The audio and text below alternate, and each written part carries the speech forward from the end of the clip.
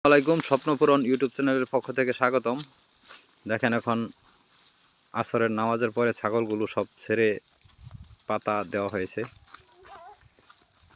তো মাশাল্লাহ খুব উৎফুল্লভাবে পাতাগুলো খাচ্ছে। মাশাল্লাহ সকল স্বাস্থ্যের ছাগলগুলোই এত শীতের মাঝে আল্লাহ তাআলা অনেক সুস্থ রাখছে, এটাই হলো সবচেয়ে বড় কথা।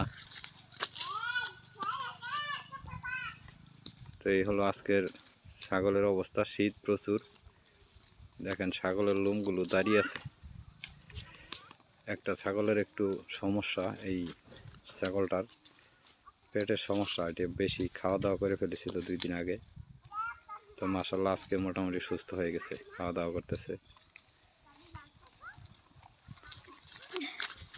তো ইনশাল্লাহ যারা ছাগল পালন করেন, ছাগলের যত্ন নেবেন, শীতে প্রচুর।